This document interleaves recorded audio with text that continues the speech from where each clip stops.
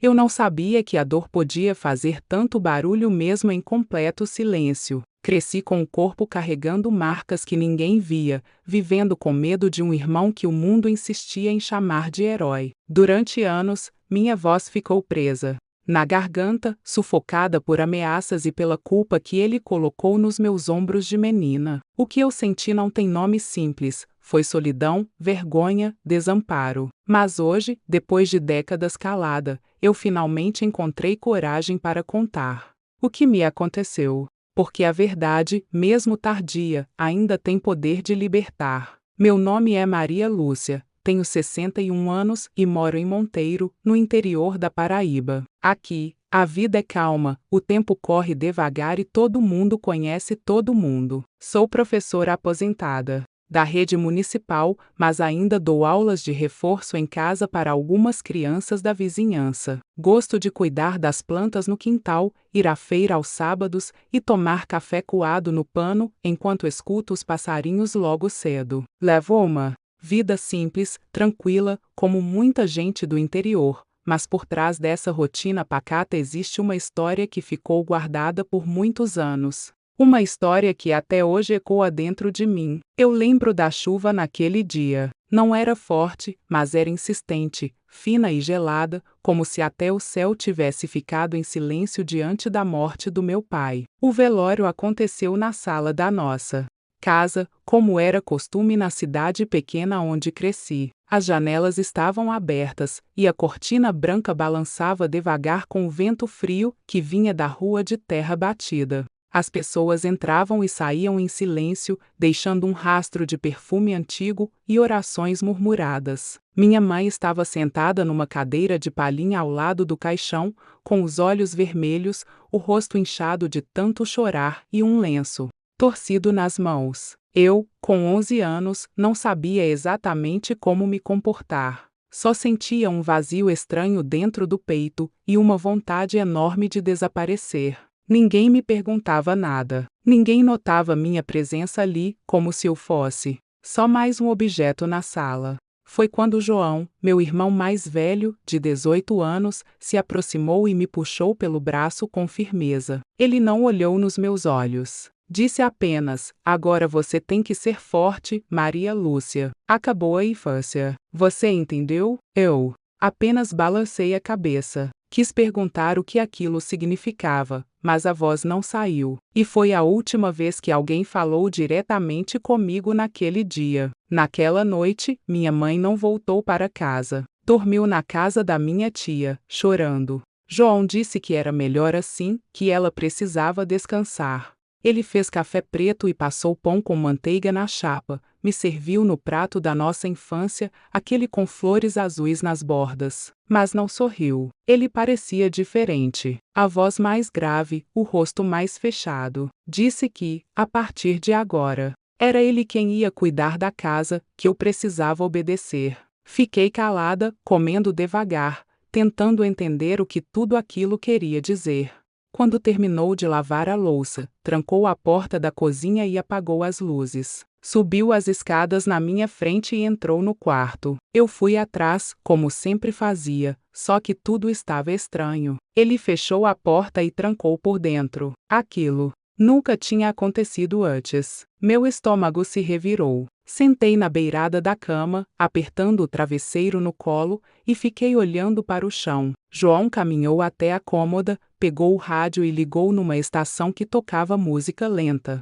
O som da música preencheu o quarto como uma névoa. Ele então se aproximou e disse, sem olhar para mim: hoje você dorme comigo, está? Aqui. A gente precisa se acostumar com a nova vida. Eu queria perguntar por quê, mas a garganta fechou. Minha respiração ficou curta. O silêncio tomou conta de mim de um jeito que eu nunca tinha sentido. Quando ele apagou a luz e se deitou do meu lado, eu fiquei dura, imóvel. Meu corpo inteiro gritava por dentro, mas por fora eu era uma boneca de pano. Senti a mão dele encostando na minha perna e então escorregando devagar, como se me testasse. Fechei os olhos com força. Tentei pensar em outra coisa. Pensei na minha professora da escola, Dona Sônia, e em como ela escrevia palavras bonitas no quadro.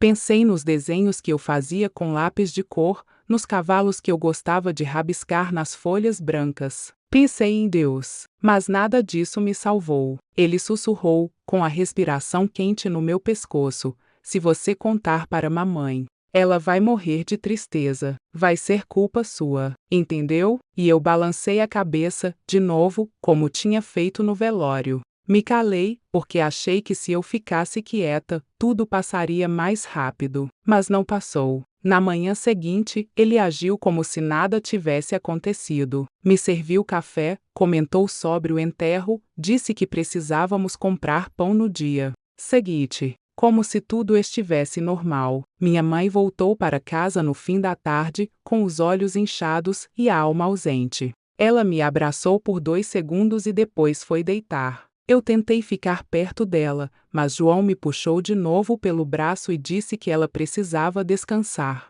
Comecei a entender, ali, que ele ia me manter longe dela, que o luto dela era o escudo perfeito para o que ele estava fazendo. E comecei a entender, aos poucos, que meu silêncio era o preço para manter minha mãe viva. Nas semanas que seguiram, meu corpo virou um território estranho. Eu não sentia mais fome. Na escola, tirava notas boas, mas não respondia quando me chamavam. Meus desenhos começaram a mudar. Desenhava casas sem janelas, bonecos sem olhos, bichos com a boca costurada. A professora chamou minha mãe uma vez e sugeriu que talvez eu estivesse com dificuldades emocionais por causa da perda do meu pai. Minha mãe assentiu, encolheu os ombros e disse: é a fase do luto, né? Ela era muito apegada ao pai. João estava ao lado dela nessa conversa, com o braço cruzado e a cara de bom moço. Quando saímos da escola, ele me lançou um olhar rápido, cortante. Entendi o aviso ali.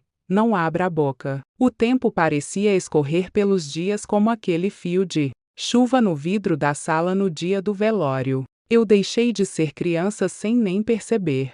Passei a andar curvada, a vestir roupas maiores, a evitar espelhos. À noite, o som do rádio voltava a tocar no quarto, e o ritual se repetia. Cada vez com mais certeza, cada vez com mais silêncio. Eu me acostumei à dor como quem se acostuma a um sapato apertado. Machuca, mas você anda assim mesmo, porque não tem outro. A casa ficou mais silenciosa também. Minha mãe se afundou no trabalho, passava o dia fora. A comida era simples. Os dias iguais. E eu aprendi a ser invisível, porque ser invisível doía menos do que ser tocada. Não lembro exatamente quando parei de tentar imaginar um futuro diferente. Acho que foi por volta dos 13 anos. Lembro que olhei para mim no espelho e não vi mais a menina que amava desenhar cavalos. Vi uma sombra, e entendi que aquela sombra era o que eu tinha para oferecer ao mundo. João ainda dizia as mesmas frases: você é forte, a gente precisa manter a família unida. Você me entende, né, Maria Lúcia? E eu assentia, porque assinar aquele contrato de silêncio era o único jeito de seguir respirando. Às vezes, à noite, eu rezava, mas não pedia mais ajuda. Só dizia: Deus, me deixa aguentar. E assim, com 11 anos, eu comecei a morrer por dentro, um pedaço de cada vez. No começo, eu pensava que era uma fase, que João ia parar, que tudo aquilo era uma confusão causada pela morte do nosso pai, uma tristeza que havia virado loucura por um tempo. Eu me agarrava a essa esperança porque era a única coisa que me impedia de desmoronar por completo. Mas com o passar dos dias, semanas e meses, percebi que aquilo era um ciclo, uma prisão sem grades. João não só não parou como passou a agir com uma frieza calculada. Ele me observava o tempo todo. Sabia exatamente quando minha mãe estaria em casa, quando não estaria, quanto tempo ela levaria para voltar da padaria ou da igreja. Ele cronometrava o mundo ao redor para garantir que eu estivesse sempre sozinha com ele, vulnerável, silenciada. Ele falava comigo como se fosse dono da minha história. Dizia: você é especial, Maria Lúcia. Eu cuido de você como ninguém vai cuidar. Eu sou tudo que você tem agora. E havia uma ternura artificial na voz dele que me causava ainda mais nojo, porque era como se ele realmente acreditasse naquela mentira que me contava noite após noite. Durante o dia, eu virava um fantasma dentro de casa. Evitava olhar para ele, evitava ficar em pé quando ele entrava no cômodo, evitava qualquer coisa que pudesse chamar sua atenção. Acordava cedo, lavava a louça, varria a cozinha, fazia os pequenos serviços domésticos como uma menina robô. Minha mãe achava que eu estava ficando mais responsável, dizia que eu era madura para a idade. Às vezes comentava com as vizinhas: Maria Lúcia é tão quietinha, não dá trabalho nenhum, parece até adulta. E elas elogiavam, sorriam, elogiavam João também, que segundo elas, era um rapaz de ouro, que cuidava da casa e da irmã depois da tragédia que foi perder o pai tão cedo. Eu escutava tudo escondida, com a cabeça baixa, e pensava em como a mentira era eficiente. As pessoas acreditam no que querem ver, e ninguém quer ver uma menina com os olhos perdidos, implorando por socorro em silêncio. Na escola, as coisas também mudaram. Eu continuava tirando notas boas porque estudar era minha forma de fugir. Mas me afastei dos colegas, parei de brincar no recreio, parei de responder às conversas. Quando alguém perguntava algo, eu respondia com um sim ou não e voltava ao meu caderno. Meus desenhos ficaram mais sombrios. Comecei a desenhar pessoas com a boca tapada por mãos grandes, janelas com grades, corações trincados. A professora, Dona Sônia, chegou a me chamar para conversar. Perguntou se eu estava triste. Eu olhei para ela por um segundo, e por dentro gritei sim, por favor, me ajude, mas por fora eu só disse: tô com saudade do meu pai. Ela assentiu, me deu um chocolate e disse que era normal, que eu era uma menina forte. Aquela palavra forte começou a me perseguir. Todo mundo achava que eu era forte, mas ninguém percebia que eu estava desmoronando por dentro. Eu não era forte, eu era silenciosa, e o silêncio era confundido com força por quem não queria ver a dor de verdade. João me controlava até nos gestos mais simples. Se eu demorava mais que o normal no banheiro, ele batia na porta e perguntava o que eu estava fazendo. Se eu trocava de roupa e deixava a porta do quarto encostada, ele abria sem bater. Às vezes ele não fazia nada, só me olhava. Um olhar que gelava minha espinha, que me despia mais do que qualquer gesto. Outras vezes, ele me encostava na parede da cozinha enquanto lavava a louça, como se fosse um carinho, mas não era. Era só domínio. Você não precisa ter medo de mim, ele dizia com uma voz doce e distorcida. Eu só quero o seu bem. E eu, com os olhos presos ao chão, pensava em como era possível alguém chamar aquilo de bem. À noite, o ritual se repetia. Trancar a porta, ligar o rádio, a música baixa preenchendo o quarto como uma névoa suja. Ele dizia sempre a mesma coisa: a gente precisa manter a família unida. Você entende isso, né? E eu balançava a cabeça, sem falar nada. Era como se meu corpo inteiro tivesse sido treinado para obedecer. Com o passar do tempo, parei de rezar. Antes, eu rezava todos os dias. Pedia que Deus me tirasse dali, que minha mãe percebesse, que João morresse em um acidente, qualquer coisa. Depois, parei, porque percebi que nada mudava, e rezar sem resposta machuca mais do que o silêncio. Passei a conversar comigo mesma antes de dormir. Inventava histórias na minha cabeça, fingia que era uma personagem de um livro, que um dia alguém ia me encontrar e me salvar. Um professor, uma vizinha, uma tia distante, qualquer um. Mas ninguém nunca veio, e a cada dia que passava, eu aceitava um pouco mais que aquilo era minha vida. A menina que eu fui desaparecia aos poucos, como um papel queimando devagar, primeiro as bordas, depois o centro. Eu já não sabia mais o que era certo e errado, só sabia que não podia contar. João deixou isso claro. Uma vez, quando eu tinha 12 anos, cheguei a escrever uma carta para minha mãe. Escrevi a lápis, com a letra tremida, contando tudo. Dobrei o papel e escondi na minha mochila. Passei 2 dias com aquela carta ali dentro. Queria entregar. Queria tanto, mas no terceiro dia, queimei a carta com fósforo no quintal. Tive medo que ela não acreditasse, ou pior, que ela acreditasse e ficasse tão devastada que se matasse. João dizia: se ela souber, ela morre, e você vai carregar essa culpa para sempre. E eu acreditava. Havia dias em que eu pensava em fugir. Chegava a calcular os passos, sair pela janela, caminhar até a casa da avó da Ana, pedir abrigo, dizer que não podia voltar. Mas sempre vinha o medo, e o medo era maior que a coragem. João sabia disso, e se alimentava disso. Ele era cuidadoso em manter tudo escondido. Era gentil com a vizinhança, educado na igreja, prestativo com a minha mãe. Um filho exemplar. Ninguém jamais suspeitaria. E isso me fazia sentir mais sozinha ainda. Porque se o mundo inteiro achava que ele era um homem bom, então eu devia ser a errada. Devia estar exagerando. Devia estar ficando louca. Esse era o pensamento mais perigoso de todos, aquele que fazia eu duvidar da minha própria dor. E foi aí que entendi o poder do abuso. Ele não destrói só o corpo. Ele corrói a verdade, a percepção, a esperança. E o silêncio, ao invés de me proteger, começou a se tornar uma prisão com grades invisíveis. E mesmo sem ter cometido crime algum, eu era quem cumpria a pena. Eu não sei exatamente em que momento parei de me reconhecer no espelho, mas sei que, aos 13 anos, meu reflexo já me causava estranheza. Olhar para mim era como olhar para uma estranha. Eu evitava meu próprio rosto, como se nele estivesse escrita uma culpa que eu não queria ler.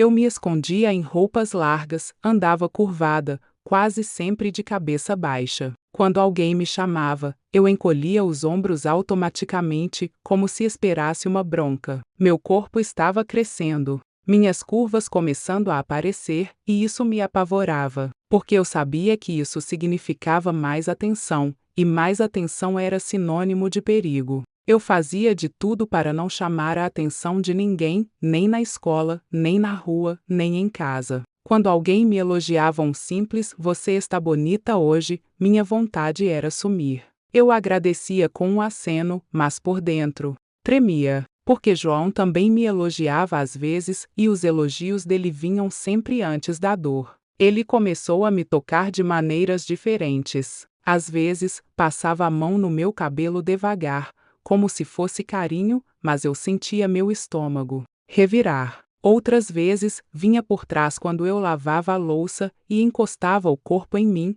sem dizer nada, respirando no meu pescoço. Quando percebia meu medo, ele sorria com os olhos semicerrados e dizia: "Você sabe que eu só faço isso porque te amo, né? Porque você é minha menina." Havia algo na maneira como ele pronunciava essas palavras que fazia com que tudo dentro de mim se encolhesse. Era como se ele realmente acreditasse que aquele amor dele era legítimo, que aquela violência era só uma forma deturpada de afeto. E eu, presa naquele labirinto de culpa e silêncio, me obrigava a fingir que entendia. Não porque eu acreditava, mas porque era mais seguro obedecer do que resistir. Minha mãe, cada vez mais ausente, estava sempre cansada. Trabalhava o dia inteiro fora, e quando chegava, só queria tomar banho, jantar em silêncio e dormir. Ela confiava em João cegamente. Dizia que ele era um presente de Deus, que depois da morte do pai, foi ele quem segurou as pontas. Ela não via, ou não queria ver. Uma vez, entrei no quarto dela à noite, com a intenção de contar. Estava com 12 anos e meio. Tremia dos pés à cabeça. Fiquei parada na porta, vendo-a tirar os sapatos com os olhos cansados. Ela me olhou, surpresa, e perguntou: "Aconteceu alguma coisa, filha?" E eu, com o coração explodindo no peito, só consegui dizer: "Nada, mãe. Boa noite." Ela sorriu, me mandou um beijo no ar e se virou na cama. Eu saí dali chorando em silêncio, porque naquele momento eu soube que ela não estava pronta para ouvir. E eu não estava pronta para perder o pouco que ainda tinha dela. Com o tempo, parei de esperar o fim. Aceitei que aquilo seria minha realidade. Acordar, ir para a escola, estudar, voltar para casa, evitar olhar para João, suportar seus toques, suas palavras, suas ameaças. Aos domingos, quando íamos à igreja, eu sentia um nó na garganta o culto inteiro. Via as pessoas levantando as mãos, cantando, chorando, e me perguntava: será que Deus está vendo? Porque se Ele estivesse, por que permitia aquilo? Era pecado meu não contar. Ou era pecado dele fazer o que fazia? Essas perguntas se misturavam na minha cabeça, e eu não encontrava resposta, só o vazio. Lembro de um domingo específico, quando o pastor falou sobre perdão. Disse que perdoar era libertar a alma, deixar a dor para trás. E João, sentado ao meu lado, segurou minha mão com força, enquanto sorria para o púlpito. Me deu um beijo no rosto e sussurrou no meu ouvido: tá ouvindo, Lulu? Até Deus quer que você me perdoe. Aquilo me causou náusea. Quis sair correndo, gritar no meio da igreja. Mas fiquei ali, engolindo o choro, ouvindo a palavra de alguém que dizia que Deus é amor, enquanto eu mal sabia o que essa palavra significava. Aos 14 anos, já estava completamente isolada. Não ia a festas, não aceitava convites para dormir na casa das colegas, não tinha amigos próximos. Vivia entre a escola e a casa, como um animal que conhece bem sua gaiola. Me tornei excelente aluna, quase como um escudo. Achava que se me destacasse nos estudos, talvez alguém notasse que havia algo errado. Mas ninguém notava. Pelo contrário, elogiavam. Diziam que eu era exemplo. Que menina madura, responsável, centrada. E cada elogio era uma lâmina fina me cortando por dentro, porque eu sabia que aquela imagem que eles tinham de mim era uma mentira. Eu não era centrada. Eu era prisioneira. Meu silêncio, confundido com força, era só o reflexo do medo. E João, esse sim, estava cada vez mais confortável em seu papel de irmão exemplar. Ele lavava a louça, fazia compras, acompanhava minha mãe ao médico. O bairro inteiro achava que ele era um modelo de homem. E eu era só a irmã mais nova, sempre quieta, sempre obediente. Uma vez, no final do ano letivo, fui chamada para representar a turma num concurso de redação. O tema era Quem sou eu? Lembro de ter ficado horas encarando o papel em branco. Eu queria escrever a verdade. Queria escrever que eu era uma menina que já não sabia se existia, que todas as noites era invadida por um silêncio que pesava, mais que grito, mas escrevi o que esperavam. Disse que era dedicada, que gostava de ler, que queria ser professora. Inventei uma versão de mim que parecia bonita no papel, e ganhei o primeiro lugar. No palco, recebi o diploma e um livro de presente. João tirou uma foto minha segurando o troféu. Disse com orgulho: essa é a minha irmã. Ela vai longe. E eu sorri para a câmera, com os olhos vazios. Porque, naquele dia, entendi com clareza. Ele tinha me transformado numa boneca. E o mundo inteiro aplaudia. Foi só aos 32 anos que senti, pela primeira vez, uma fresta de luz entrar por uma janela que eu nem sabia que ainda existia dentro de mim. Eu já morava sozinha há anos, tinha conseguido um cantinho simples numa vila perto da escola municipal onde dava aula, e levava uma vida discreta, quase invisível, como sempre. Eu evitava proximidade, evitava vínculos, evitava qualquer coisa que me fizesse lembrar que o mundo podia se aproximar demais. Eu tinha criado um escudo, uma muralha feita de rotina e silêncio. Acordava cedo, preparava meu próprio café, saía com a mesma bolsa de sempre, dava minhas aulas com zelo, voltava, lia livros antigos, tomava banho quente e dormia com o rádio ligado baixinho. Tudo no volume exato para me manter acordada, o suficiente para não sonhar. Eu me contentava com isso, até o dia em que um novo professor entrou na escola e tudo dentro de mim começou a se mover de um jeito que eu não esperava. O nome dele era Eduardo. Não era bonito como nos filmes, nem charmoso de forma ensaiada. Era só gentil, um tipo raro de gentileza, aquele que não espera nada em troca. Ele chegou tímido, perguntando onde era a sala dos professores. Eu apontei, sem olhar muito para ele, mas ele sorriu como se eu tivesse feito algo incrível. No segundo dia, ele me ofereceu um café que havia trazido num copo térmico. Disse: trouxe demais, aceita um pouco. Eu hesitei, mas aceitei. O sabor era forte e doce. Ele se sentou ao meu lado e ficamos em silêncio por um tempo. Um silêncio diferente daquele que eu conhecia. Um silêncio confortável.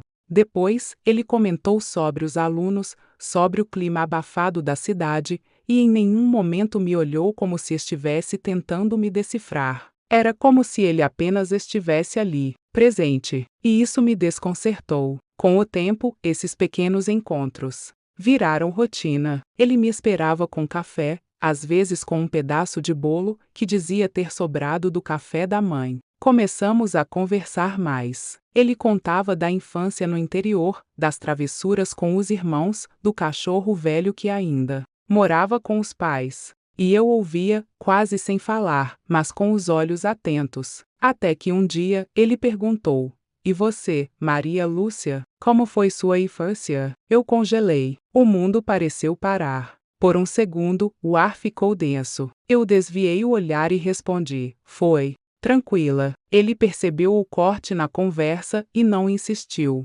Apenas assentiu com um sorriso curto e mudou de assunto. E naquele momento, eu senti algo que há muito tempo não sentia: alívio por alguém não ultrapassar meu limite. Ele respeitava o que eu não dizia. E isso, mais do que qualquer outra coisa, me fez continuar aceitando o café, os bolos, a companhia. Com o passar dos meses, começamos a andar juntos até o ponto de ônibus. Às vezes ele carregava minha bolsa, às vezes só andava em silêncio ao meu lado. Num dia nublado de sexta-feira, ele me perguntou se eu gostava de cinema. Eu disse que sim, mas que fazia tempo que não ia. Ele sorriu e disse: acho que está na hora de mudar isso. O que você acha? Eu, trêmula por dentro, sorri de volta. E fomos. Foi uma noite simples. Um filme leve, pipoca, e ele não tentou segurar minha mão. Quando me deixou em casa, agradeceu pela companhia e disse: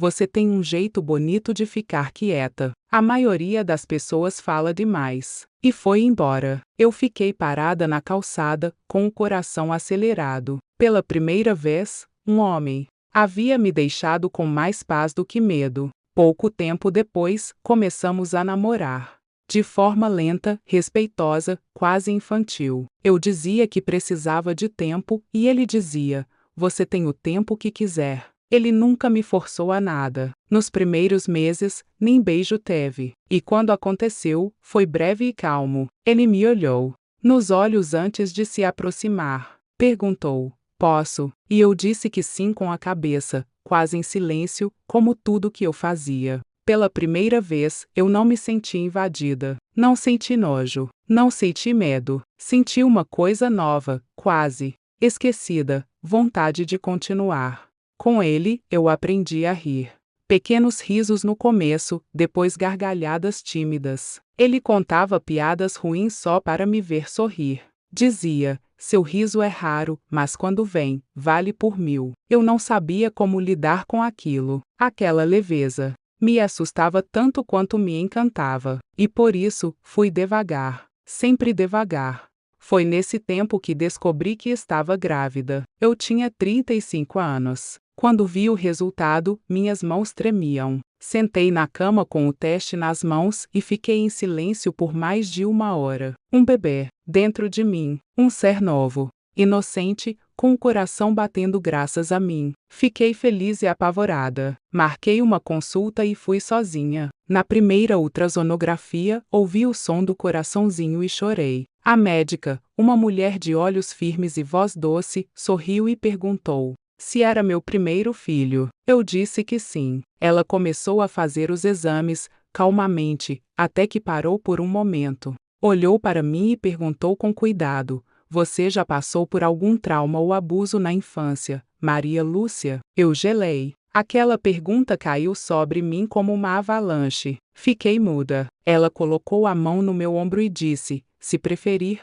podemos falar sobre isso em outro momento. Mas estou perguntando porque identifiquei algumas cicatrizes internas. Seu corpo carrega sinais antigos. Naquele dia, saí do consultório com um nó na garganta. Não era apenas o passado voltando, era o passado me empurrando para a superfície, obrigando minha história a emergir através do corpo que eu carregava. Dentro de mim havia uma nova vida, mas também havia a história da menina que nunca foi salva. E ali, no meio da calçada, sentada no banco em frente ao posto de saúde, com a mão na barriga e o olhar perdido no céu nublado, eu soube que não dava mais para fugir. Que aquele bebê, aquela vida crescendo dentro de mim, talvez fosse a minha chance de começar de novo. Mas para isso, eu teria que voltar onde nunca mais quis estar, na memória do que fizeram comigo. As semanas seguintes ao exame foram estranhas, como se eu andasse com um pé no presente e o outro enraizado num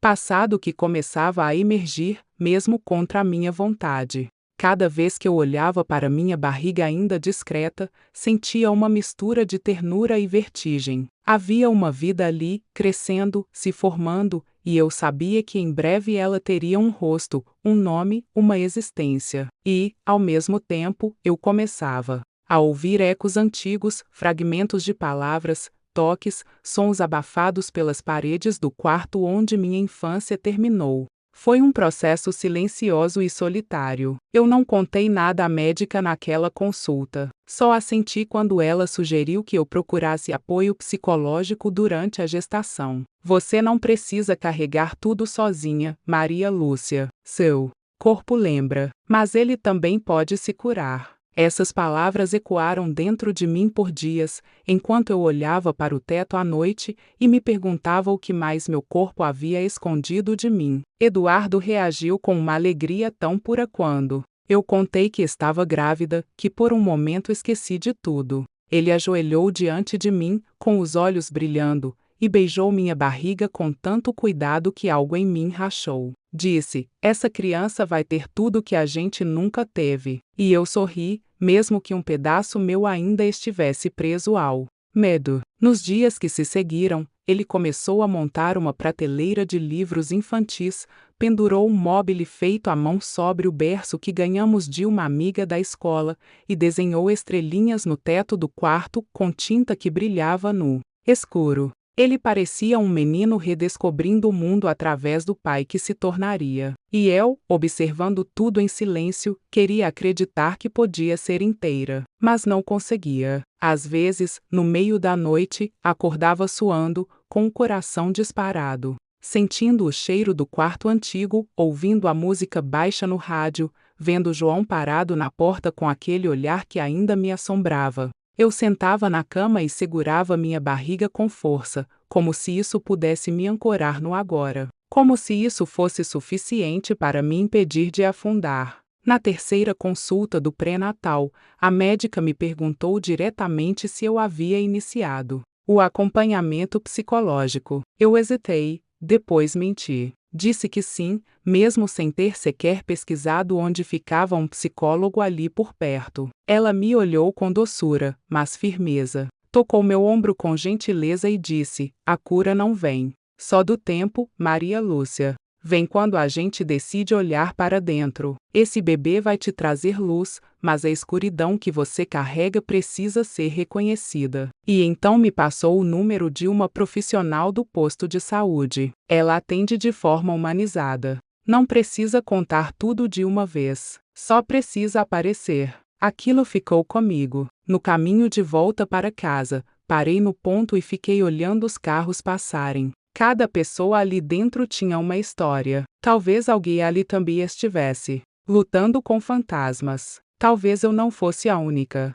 Peguei o papel do bolso e encarei o nome da psicóloga como quem encara um espelho. Ali estava minha chance. Mas será que eu queria mesmo ver meu reflexo? Foi só na semana seguinte que tomei coragem. Liguei com a voz trêmula e marquei a primeira consulta. No dia do atendimento, quase desisti 3 vezes. Cheguei a passar direto pela porta e dar a volta no quarteirão. Mas algo me puxou de volta. Quando entrei, a sala era pequena, mas aconchegante. Havia plantas na janela, quadros com frases suaves, e uma poltrona azul clara onde me sentei com a bolsa no colo, como uma armadura. A psicóloga se apresentou com voz baixa e gentil. Chamava-se Helena. Esperou que eu falasse, mas eu não falei. Só chorei, em silêncio, com as mãos apertadas no colo. Ela não me apressou. Disse apenas: pode chorar. Aqui, ninguém vai julgar sua dor.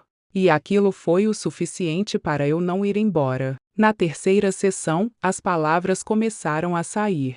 Primeiro tortas, fragmentadas. Depois, mais nítidas, mais verdadeiras. Falei sobre João. Falei sobre os toques, sobre o rádio, sobre o medo de dormir. Falei sobre a carta que nunca entreguei para minha mãe, sobre os anos em que fui apenas um corpo obediente, sobre a culpa que ainda carregava mesmo sabendo que ela não era minha. Helena escutava com o olhar firme, sem interromper. Depois, com voz calma, dizia: você sobreviveu. Agora é hora de viver. E eu, sentada ali, com a barriga crescendo, comecei a acreditar que talvez fosse possível. Em casa, Eduardo notava que eu estava diferente, mais introspectiva, mais cansada emocionalmente. Uma noite, ele me perguntou se algo estava errado. Eu hesitei. Pensei em mentir, como sempre fiz. Mas naquele instante, olhei para ele e vi uma coisa que nunca vi em homem nenhum: paciência. E então falei, não tudo, mas o suficiente. Disse que minha infância tinha sido difícil, que havia marcas, que minha gravidez estava despertando memórias antigas, dolorosas. Ele não perguntou detalhes, apenas me abraçou. Um abraço longo, sem pressa. Depois disse: você não precisa se explicar. Eu estou aqui, e a gente vai passar por isso junto. Aquilo quebrou algo em mim. O muro, uma armadura. Pela primeira vez, chorei no ombro de alguém que não queria me dominar, mas me acolher. E naquele choro, senti que alguma coisa estava começando a se transformar. Durante o segundo trimestre da gestação, voltei a desenhar, coisa que não fazia desde a adolescência. Peguei um caderno antigo e comecei a rabiscar cenas do cotidiano. Eu e Eduardo pintando o quarto do bebê, minhas mãos sobre a barriga. Um sol surgindo atrás de uma janela. Meus traços estavam mais leves. E, aos poucos, a menina que desenhava cavalos começou a reaparecer. Um dia, Helena me disse: você não precisa apagar o passado, mas pode redesenhá-lo com novas cores. E eu entendi. Eu estava aprendendo a viver com a dor sem deixá-la me definir.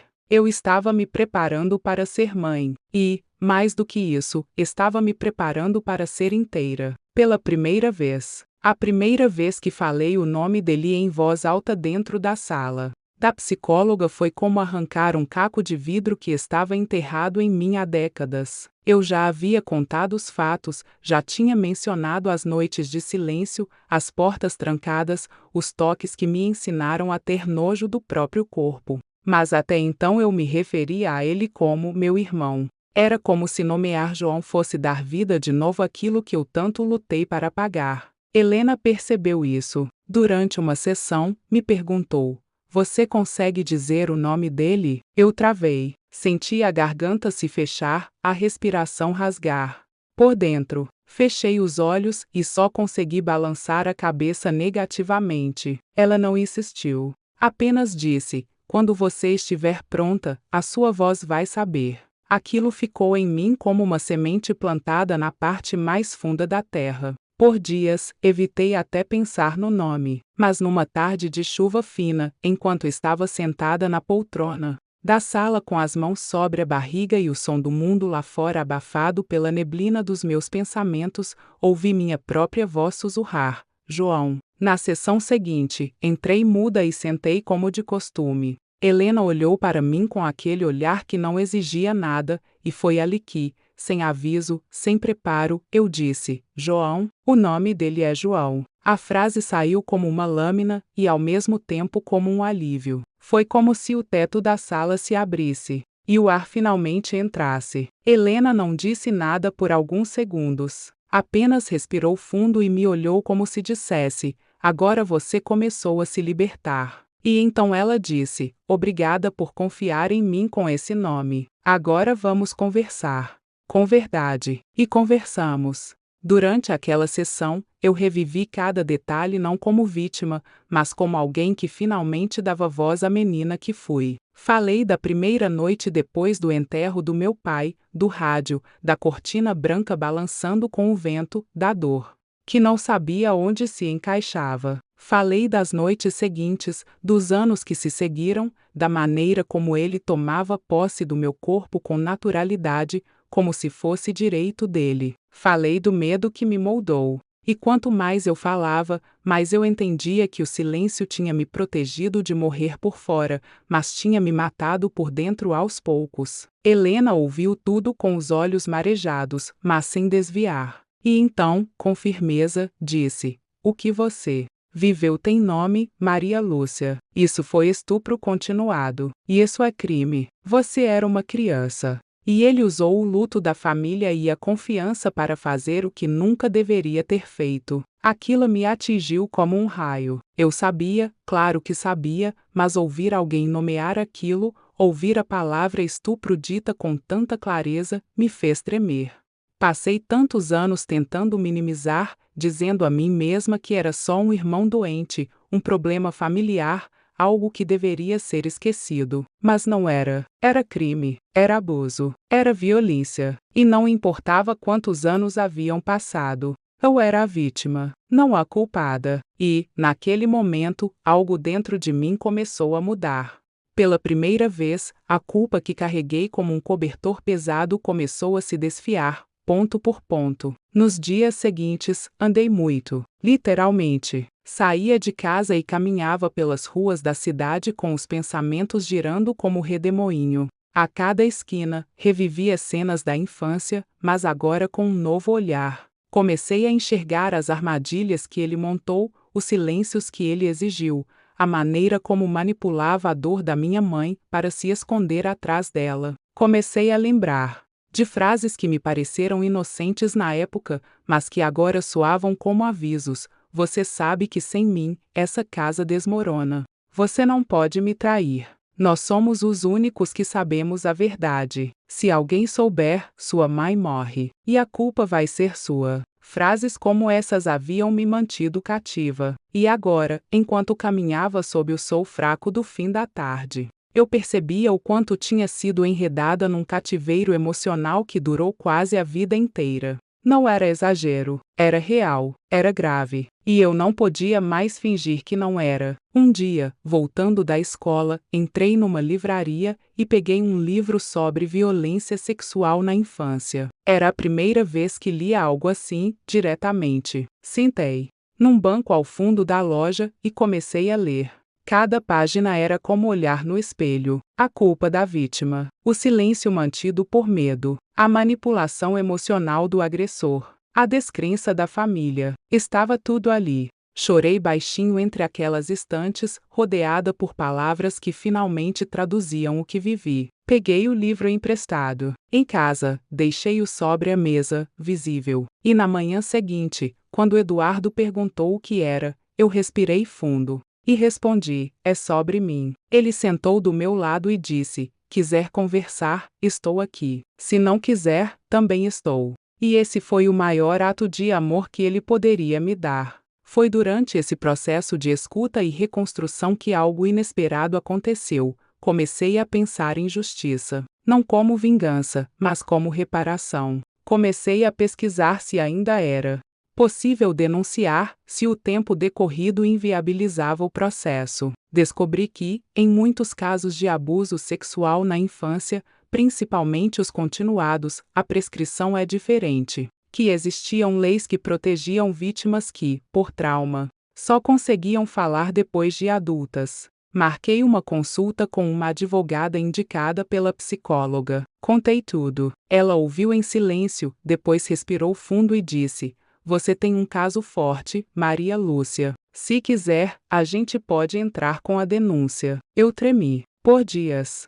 Não consegui dormir direito. A ideia de expor aquilo, de abrir essa ferida em público, me aterrorizava. Mas então pensei em Clara, na filha que crescia dentro de mim, no tipo de mulher que eu queria ser para ela. E percebi que, se eu não falasse agora, talvez ela crescesse com uma mãe metade viva. Na sessão seguinte, disse a Helena: eu quero denunciar. Ela assentiu com um olhar calmo, mas firme, e disse: você está pronta? E eu soube que, sim, eu estava. Pela primeira vez, eu não era mais a menina com medo no escuro. Eu era a mulher que escolhia acender a luz, mesmo sabendo o que ia encontrar. Naquela manhã em que decidi sair de casa para registrar a denúncia, o mundo parecia ter mudado de textura. O céu estava nublado e havia um vento gelado que fazia as folhas do ipê da esquina dançarem de maneira agitada, como se elas também soubessem o que estava para acontecer. Eu caminhei até a delegacia com as mãos enfiadas nos bolsos do casaco e o coração pulsando tão alto que parecia ecoar dentro do meu ouvido. Eduardo quis me acompanhar, mas eu disse que precisava ir sozinha. Ele entendeu, como sempre entendia. Me olhou com os olhos cheios de cuidado e apenas disse: eu vou estar te esperando do lado de fora. Aquilo bastava. Quando atravessei as portas de vidro da delegacia, o cheiro de café velho e papel amarelado me trouxe de volta ao presente com um estalo. Fui até a recepção, com a voz embargada, e pedi para falar com alguém da delegacia da mulher. A moça preencheu um formulário, perguntou meu nome completo e me mandou aguardar.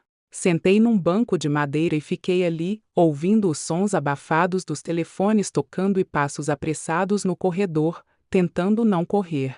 Quando finalmente entrei na sala da investigadora, ela me cumprimentou com seriedade e pediu para que eu me sentasse. Seu olhar era firme, mas não hostil. Eu comecei do começo. Falei da morte do meu pai, do comportamento do meu irmão, dos anos de silêncio, dos toques, das palavras, das ameaças. Ela não me interrompeu. De tempos em tempos, fazia uma anotação, mas seus olhos não saíam dos meus. Quando terminei, ela respirou fundo e disse com uma voz baixa, quase contida: você tem coragem, Maria Lúcia. Coragem de uma vida inteira. E então me explicou o procedimento. Disse que como os abusos começaram quando eu tinha 11 anos. E duraram vários anos, e como só agora eu tive condições psicológicas de relatar, o crime se encaixava na exceção de prescrição. Eu não entendia tudo, mas ela me assegurou: o Estado tem o dever de ouvir você. E ali, naquela sala simples com paredes descascadas e arquivos antigos,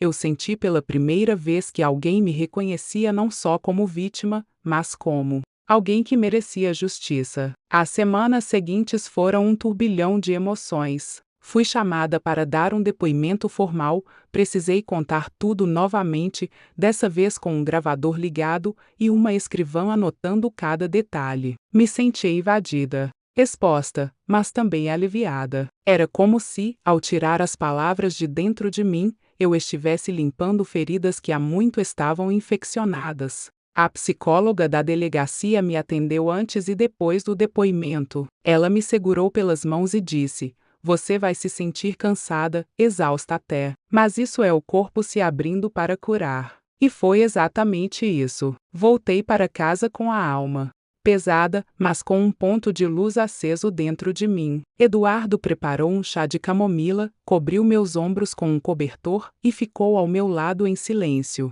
Aquilo era tudo o que eu precisava naquele dia. Cerca de um mês depois, recebi uma ligação da delegacia. O caso tinha avançado. A polícia descobriu que João já havia sido citado em outro inquérito, anos atrás, por conduta imprópria com uma sobrinha da esposa. O processo, na época, foi arquivado por falta de provas. Mas agora, com o meu depoimento e o cruzamento de informações, a promotoria havia decidido reabrir o caso e incluir o meu relato como parte da nova investigação. Eu fiquei paralisada. Aquilo confirmava algo que eu sempre temi, mas nunca soube com certeza: que ele tinha feito com outras meninas o que fez comigo. E isso me encheu de raiva, não por mim, mas por todas as outras que talvez também tivessem guardado silêncio, que talvez ainda estivessem vivendo no mesmo tipo de prisão em que eu cresci. E então, naquele instante, a denúncia deixou de ser apenas um grito por justiça pessoal. Tornou-se um ato coletivo. Eu precisava continuar. Foi Nesse mesmo período que Clara, minha filha, já com quase 6 anos, chegou em casa com uma pergunta que me derrubou. Estávamos desenhando na sala, e ela, com a inocência de quem ainda vê o mundo com olhos limpos, perguntou: Mamãe, por que eu nunca vi foto sua com o tio João? Ele não é seu irmão? Eu congelei. O lápis escapou da minha mão. Olhei para ela e não consegui responder de imediato. Ela me olhou com aquela expressão curiosa e ingênua, esperando uma resposta simples. Mas não havia resposta simples. Fiquei alguns segundos em silêncio, tentando respirar. Então disse: porque ele não foi um bom irmão para mamãe, filha. E às vezes, quando as pessoas nos machucam muito, a gente precisa se afastar delas para se proteger. Ela franziu a testa, mas não insistiu. Voltou a desenhar e cantarolar baixinho. Mas eu sabia.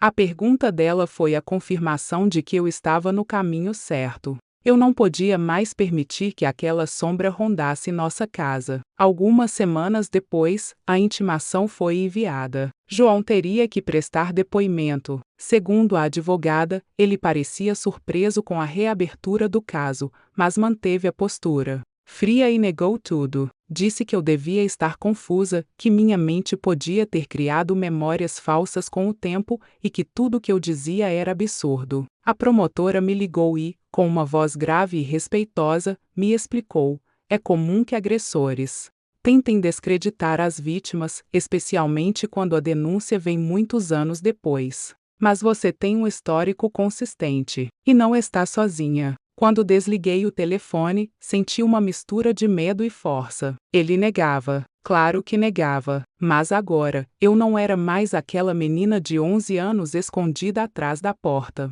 Eu era uma mulher. E tinha gente me ouvindo. O inquérito seguiu. Mais mulheres foram ouvidas. 2 ex-enteadas de João deram declarações sobre comportamentos inapropriados, toques estranhos, conversas que nunca fizeram sentido, até que, diante da investigação, começaram a ganhar contornos muito mais claros. A rede de silêncio estava se rompendo. Um dia, a advogada me ligou e disse: ele vai ser denunciado formalmente. A promotoria vai abrir processo. Eu sentei no sofá, abracei minhas pernas e chorei. Eduardo chegou em casa logo depois e me encontrou assim. Sentei ao lado dele e disse: ele vai ser processado. Ele me abraçou com tanta força que por um segundo achei que meu coração ia parar de doer. Mas não parou. Ainda doía. Só que agora, pela primeira vez, a dor vinha acompanhada de justiça. E isso mudava tudo. O dia em que me ligaram para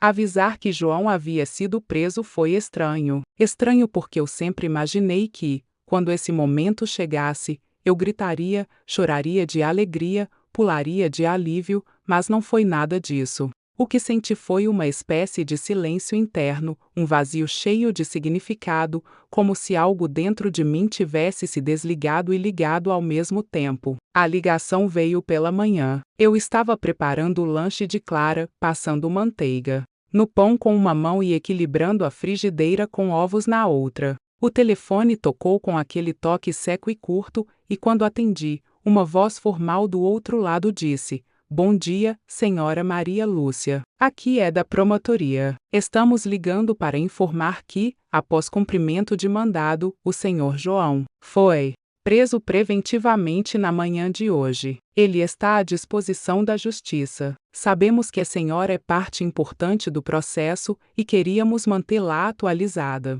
Agradeci com a voz presa na garganta e desliguei sem conseguir pronunciar uma única palavra inteira. Sentei à mesa, com as mãos sobre o pano de prato, e fiquei ali parada olhando para o nada. Clara entrou correndo na cozinha e perguntou por que o pão estava queimado. Eu sorri e disse: mamãe se distraiu, meu amor. Vai sair um novinho já. E foi o que fez. Fiz outro pão, como se o mundo não tivesse acabado de girar em torno de si mesmo. Durante aquele dia, senti o passado me atravessando como uma onda. Eu me lembrava das noites em que ficava deitada na cama, em silêncio, com o corpo encolhido, esperando ouvir o clique da tranca da porta. Lembrei de como cada passo dele pelo corredor gelava minha espinha. Lembrei das manhãs seguintes, do jeito como ele sorria para minha mãe na mesa do café, como se não tivesse feito nada. E agora ele estava do outro lado da cela, preso. Ele, não eu.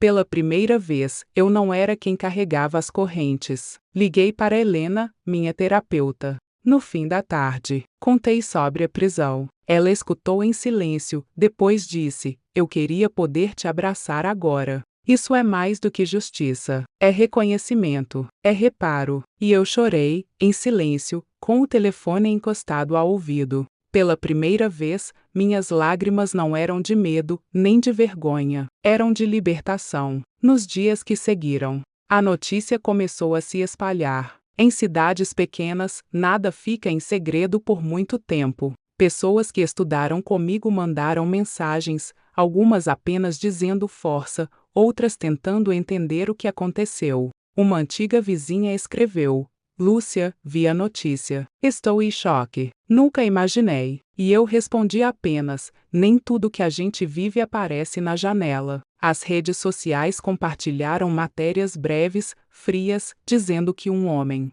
de 56 anos havia sido preso por suspeita de abuso sexual contra uma irmã na infância e que outras vítimas estavam sendo ouvidas. João aparecia em uma das imagens, com o rosto parcialmente coberto por uma jaqueta. Olhei aquela foto durante muito tempo. Era ele. O mesmo olhar. Mas pela primeira vez, não era o olhar de alguém acima de mim. Era um homem sendo visto, reconhecido, responsabilizado. Mostrei a foto para Eduardo, que estava sentado ao meu lado no sofá. Ele segurou minha mão e disse: você fez isso. Você colocou luz onde ele só queria manter escuridão. Minha mãe soube da prisão por uma prima, e me ligou no mesmo dia. Sua voz tremia mais de confusão do que de raiva. Perguntou: é verdade? O João, você denunciou ele? Eu fechei os olhos e disse: é verdade, mãe, eu denunciei. E tudo que eu falei aconteceu. Houve um silêncio do outro lado da linha. Um silêncio tão pesado que me fez segurar o telefone com mais força. Ela suspirou e, com a voz embargada, disse: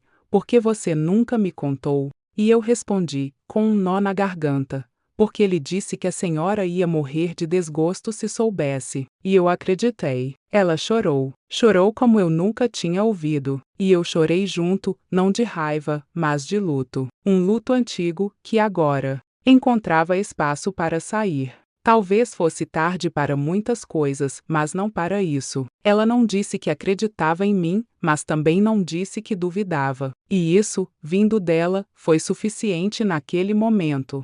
Pela primeira vez, eu e minha mãe choramos a mesma dor. A audiência de custódia foi rápida. A promotora me ligou depois para contar que o juiz tinha decidido pela manutenção da prisão até o julgamento. A defesa tentou alegar fragilidade. Nas provas, alegou que era apenas um depoimento antigo, sem testemunhas oculares, mas o histórico de outros relatos, o parecer psicológico e a consistência da minha narrativa falaram mais alto. Ela disse: você está sendo ouvida. Isso é raro, mas é real. Pela primeira vez, a palavra justiça começou a fazer sentido para mim. Não como um conceito distante, mas como algo que eu podia tocar. Eu não queria vingança. Queria verdade. E a verdade, enfim, estava sendo escrita com tinta permanente. Naquela noite, sentei com Clara na varanda da nossa casa. O céu estava limpo, e ela apontava as estrelas com entusiasmo, inventando nomes para cada uma.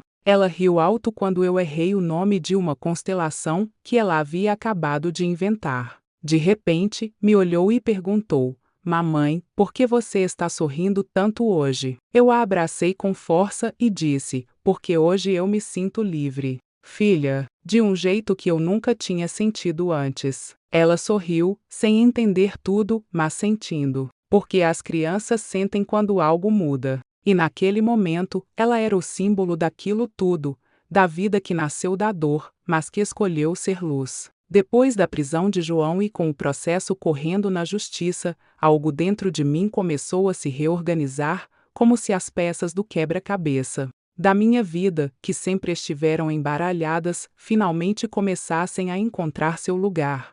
Pela primeira vez em décadas, eu andava pelas ruas da cidade, sem aquela constante sensação de estar sendo observada. Era como se a sombra que sempre caminhou ao meu lado tivesse perdido a força, como se o ar ao meu redor estivesse mais leve. Mesmo que o mundo continuasse o mesmo. E foi nessa nova fase, entre sessões de terapia, tardes com Clara e a espera ansiosa pela audiência de julgamento, que uma ideia começou a germinar dentro de mim. Uma ideia simples, mas que me deu um propósito novo. Eu queria ajudar outras mulheres que, como eu, passaram a vida inteira carregando dores caladas. Não porque eu me sentia heroína, nem porque eu achava que tinha todas as respostas, mas porque eu sabia o que era crescer com medo, viver com culpa, dormir com vergonha de existir. E eu sabia que o que mais dói não é a lembrança em si, mas o silêncio em torno dela. O silêncio que endurece, que sufoca, que faz a gente acreditar que está sozinha. Foi durante uma das sessões com Helena que falei disso pela primeira vez. Ela me ouviu com um olhar cheio de interesse e, quando terminei, sorriu com suavidade e disse: "Você tem nas mãos uma semente rara, Maria Lúcia, e pelo que eu conheço de você, vai saber plantar com cuidado." Aquela frase me acompanhou pelo resto do dia. Cheguei em casa e sentei com Clara para desenhar. Peguei um caderno velho, uma caixa de lápis de cor, e enquanto ela desenhava unicórnios e castelos, eu rascunhava palavras. Pensei em nomes, em formas, em pessoas. Lembrei das mulheres que passaram pela minha vida, vizinhas caladas, colegas de escola que sumiram do nada, alunas que me olhavam com olhos opacos. Lembrei de como é fácil não ver o sofrimento quando ele veste silêncio. E então escrevi no topo da folha: Vozes do Silêncio, grupo de escuta e acolhimento para mulheres acima dos 50 anos. Aquele título me fez chorar. Não pelo que ele representava do passado, mas pelo futuro que ele prometia. Contei a ideia para Eduardo naquela mesma noite. Ele estava lavando a louça e eu, sentada no balcão da cozinha, observei por alguns minutos antes de falar. Quando terminei, ele desligou a torneira, secou as mãos no pano de prato e me olhou com um orgulho contido. Disse apenas: "É disso que o mundo precisa, de gente que transforma dor em ponte." Ele me abraçou e ficamos ali por um tempo, no silêncio bom que sempre existiu entre nós. No dia seguinte, fui até o CRAS do bairro, conversei com a assistente social e perguntei se havia espaço para um grupo de escuta. Ela ouviu minha proposta com atenção, fez algumas anotações e disse que aquilo era mais do que necessário, que mulheres mais velhas raramente se sentiam seguras para falar de traumas antigos.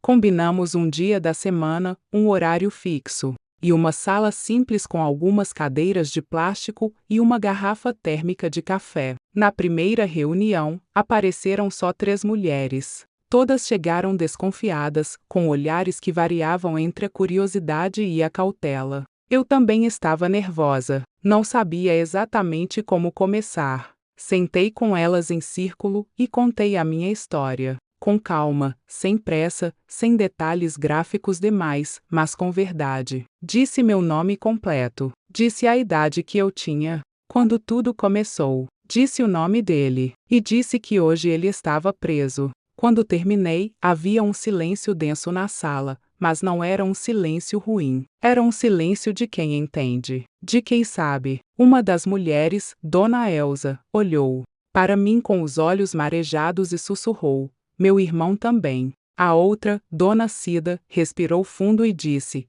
"Eu nunca contei para ninguém, nem pro meu marido. Foi meu tio. Eu era criança." E a terceira apenas chorou, com as mãos no rosto, e depois disse: "Obrigada." Aquele foi o começo de algo que eu nunca imaginei viver, a libertação compartilhada. Porque quando uma mulher quebra o silêncio, ela empurra a porta que outras ainda mantêm trancada. As reuniões começaram a crescer. Na terceira semana, já éramos 7. Depois, 12. Algumas não contavam suas histórias, só ouviam.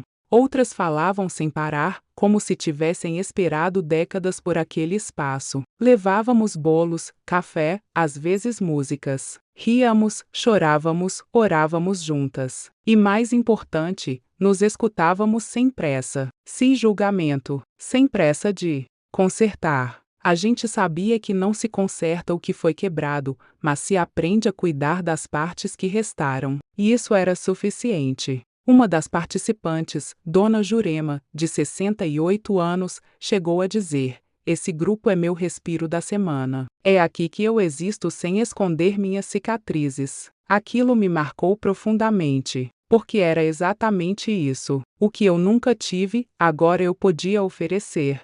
Na escola, meus alunos notaram que eu estava diferente, mais sorridente, mais presente, mais viva. Uma aluna me abraçou um dia e disse: "Tia, você parece mais feliz." E eu ri, abracei de volta e respondi: "Tô mesmo, meu bem. Tô aprendendo a viver de verdade agora." E era verdade, porque finalmente eu me sentia inteira. As feridas ainda existiam, mas tinham espaço para respirar. E isso fazia toda a diferença. Eu comecei a dar pequenas palestras em igrejas, centros comunitários, bibliotecas. Nunca forçava ninguém a contar nada, só compartilhava minha jornada. Falava sobre escuta, sobre coragem, sobre como o tempo não apaga, mas pode curar se a gente tiver com quem dividir a dor.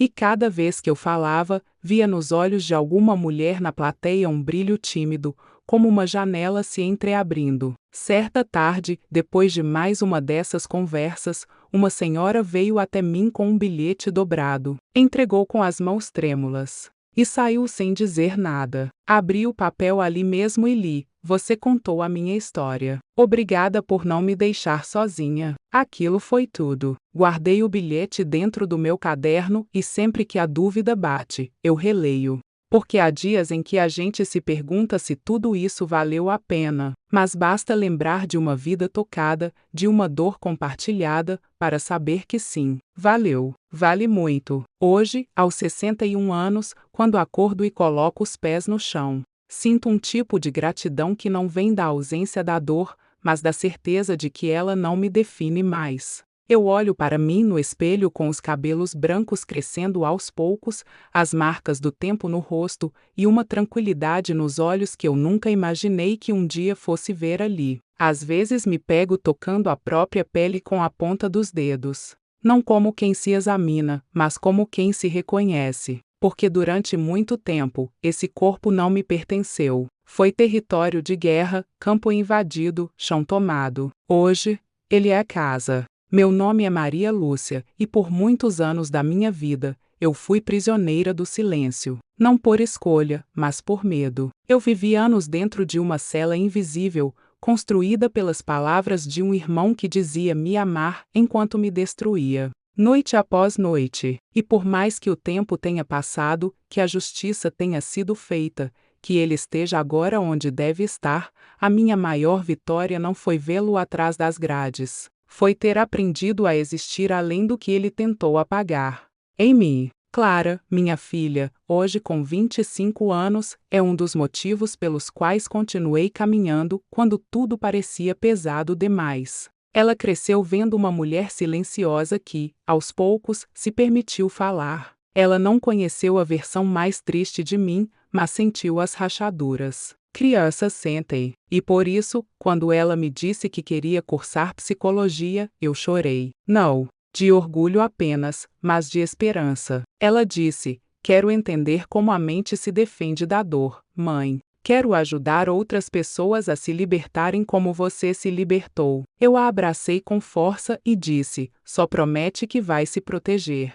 Também, porque quem cuida do outro precisa se cuidar em dobro. Ela sorriu, com aqueles olhos doces que sempre me lembram da infância dela, e respondeu: "Aprendi com a melhor." E naquele momento, percebi que a minha história tinha se transformado em ponte. Que o que antes era cicatriz escondida agora era mapa para outras caminharem com menos medo. O grupo Vozes do Silêncio continua ativo. Hoje somos quase 40 mulheres que se revezam em encontros presenciais e virtuais. Recebemos cartas de outras cidades, de outros estados, até do exterior. Mulheres que ouviram falar da gente, que viram alguma entrevista minha em alguma rádio comunitária, que leram um artigo em jornal local e decidiram escrever. Algumas contam suas histórias com riqueza de detalhes, outras apenas dizem, eu também. E só isso já basta, porque às vezes é tudo o que uma mulher precisa ouvir para começar a sair da caverna do trauma,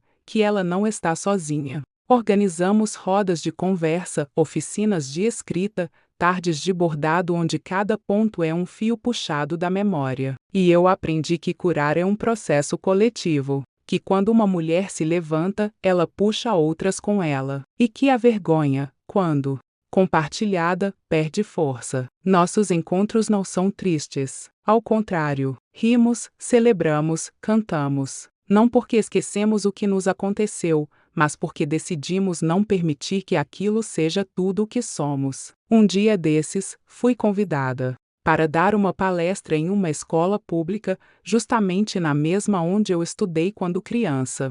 Entrei naquela sala e reconheci o chão, a janela, até o cheiro das carteiras me pareceu familiar. Quando me apresentei, disse, me chamo Maria Lúcia. Estudei aqui, na 5ª série, e naquela época ninguém sabia que eu chegava em casa, com medo de quem deveria me proteger. Houve um silêncio respeitoso entre os adolescentes. Contei minha história sem me esconder.